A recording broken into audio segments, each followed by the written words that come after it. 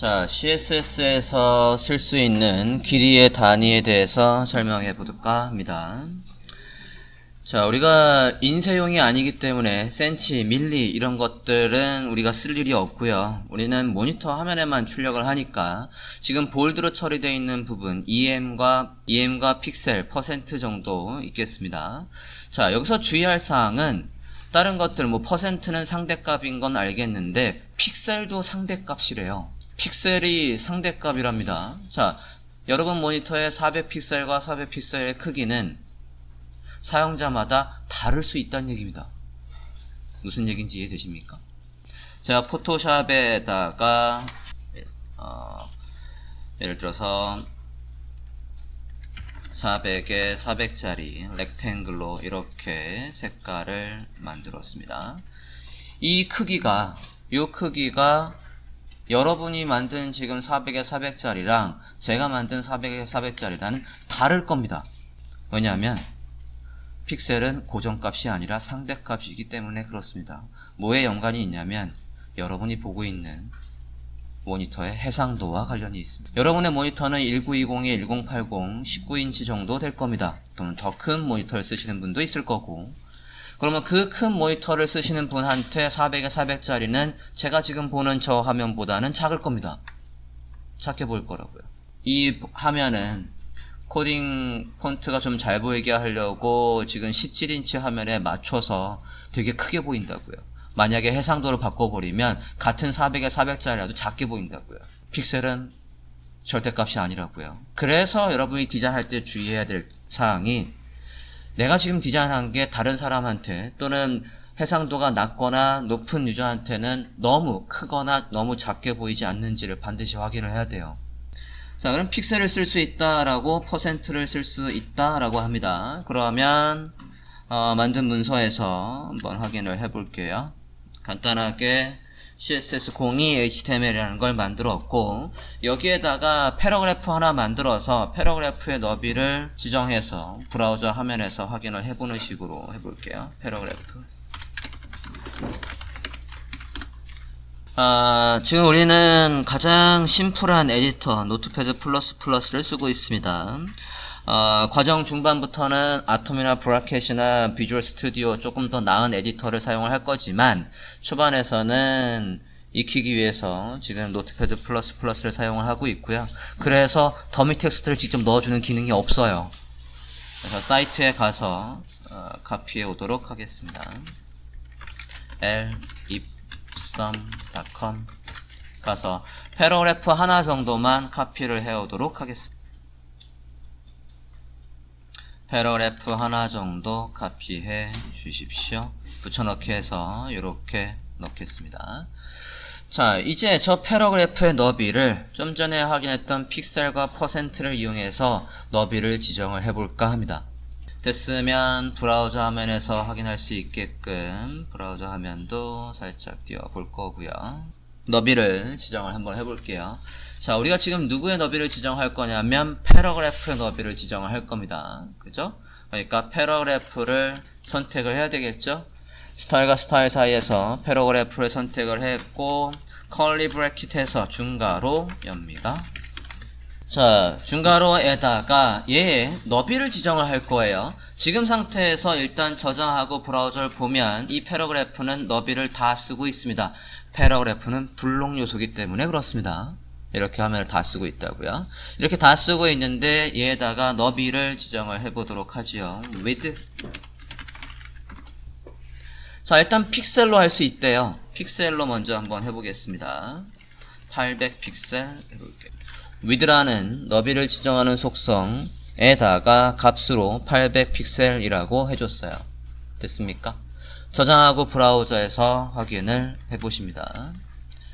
자, 그러면 이렇게 전체 화면을 봤을 때 얘의 너비가 검사를 해보니까, 마우스를 살짝 올려보시죠. 이렇게 검사를 해보면 너비가 몇으로 나와요? 800이라고 나옵니다.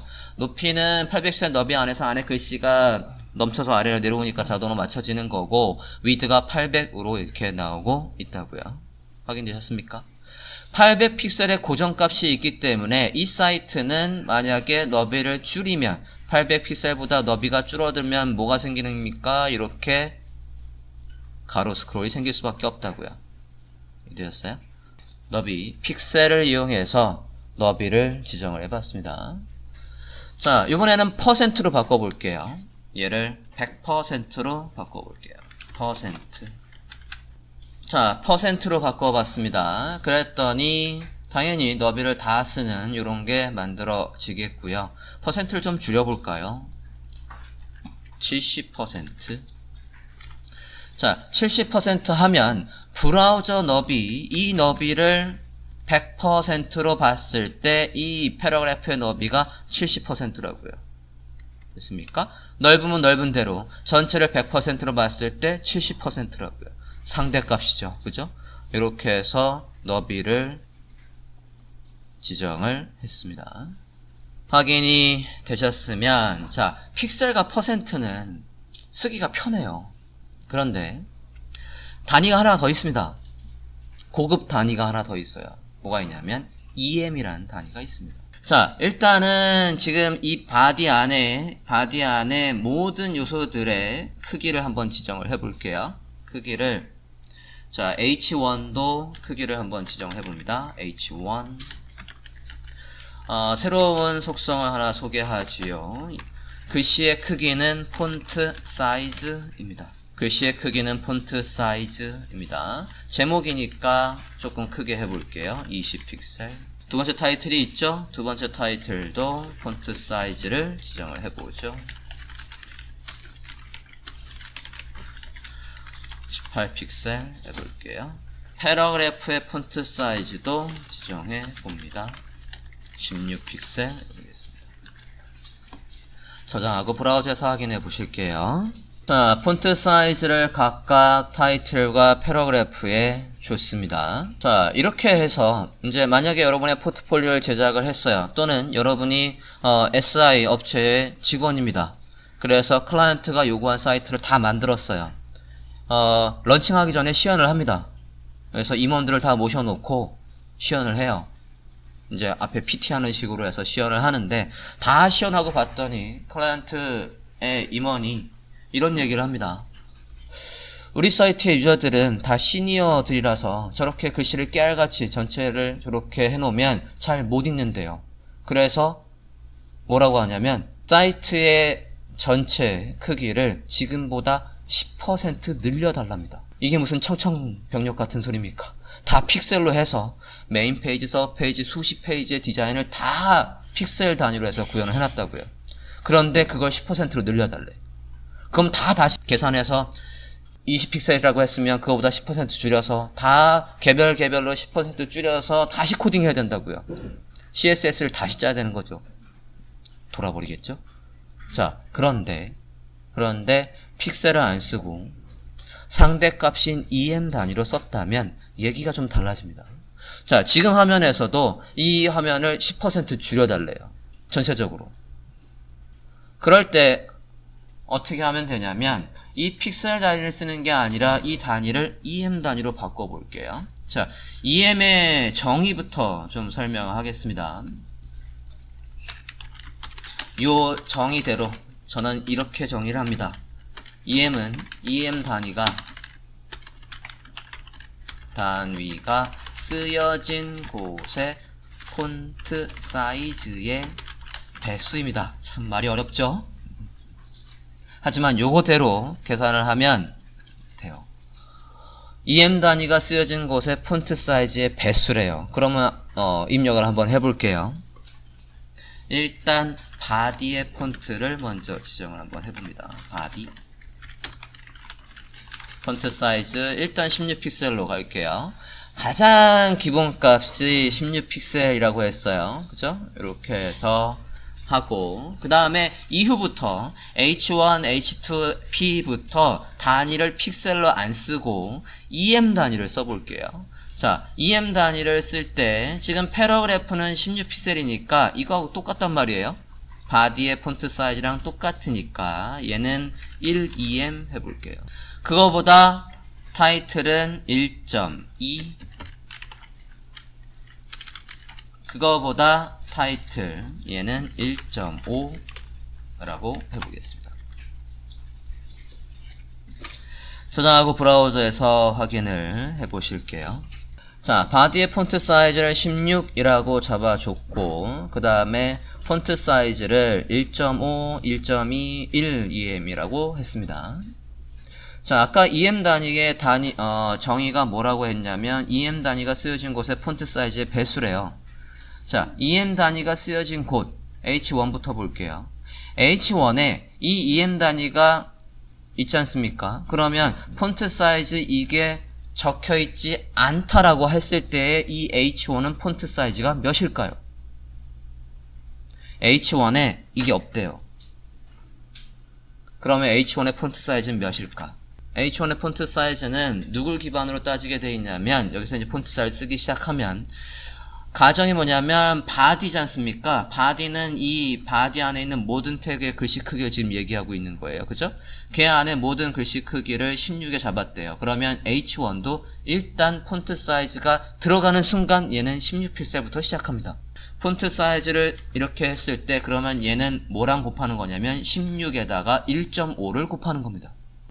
얘가 베이스라고요. 여기서 지정을 했으니까 얘는 16에다가 1.2를 곱하는 거고 얘는 16에다가 1을 곱하는 거니까 여전히 16픽셀인 겁니다. 됐습니까? 16픽셀. 자, 그러면 얘기를 조금 더 복잡하게 한번 해볼게요. 밑에 패러그래프에서 저는 여기 로렘 입섬이란 이 글씨만 폰트 사이즈를 조금 더 다르게 하고 싶어요. 얘만. 그렇다고 걔를 강조할 생각은 없습니다. 그래서 얘를 뭐로 감싸줄 거냐면 스팬 태그로 감싸 보겠습니다. 자, 패러그래프의 일부를 스팬 태그로 감싸줬어요. 자, 저 스팬 태그의 글씨 크기를 바꿔볼까 합니다. 이 바디 안에 스팬은 제 하나뿐이 없으니까 스팬으로 해서 이렇게 불러올 수 있겠죠? 폰트 사이즈를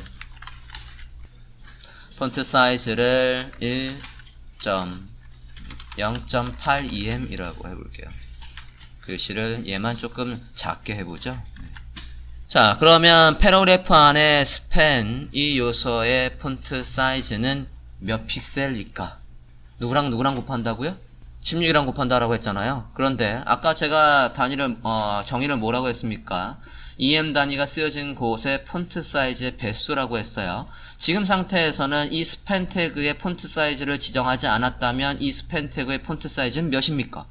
스팬 태그가 지금 어디에 포함되어 있어요? 패러그래프에 포함이 되어 있고 패러그래프에는 폰트 사이즈가 몇이라고 되어 있었습니까? 1EM이라고 되어 있었다고요. 즉 얘한테 폰트 스타일 주기 전에 지금 주기 전 상태 아닙니까? 주기 전에 폰트 사이즈 얘는 16이라고요. 근데 폰트 사이즈가 이제 16이니까 16에다가 0.8 곱해서 저장해서 화면을 보면 얘가 조금 이제 작아졌죠? 자, 얘를 바꿔요, 제가. 얘를 제가 1.5로 바꿨습니다. 그러면 저 스팬 태그의 글씨 크기는 몇이 될까요? 똑같은 크기일까? 아닙니다. 뭐에 따지는 거예요? 자, 얘가 이 패러그래프가 폰트 사이즈가 이제 몇이 됐습니까? 1.6배가 됐다고요. 뭐에? 16 곱하기 1.6이 됐다고요. 그러면 이 스팬 태그의 폰트 사이즈가 없을 때는 이 스팬 태그의 폰트 사이즈가 이제 몇이라는 얘기예요? 16 곱하기 1.5라는 얘기라고요. 맞습니까?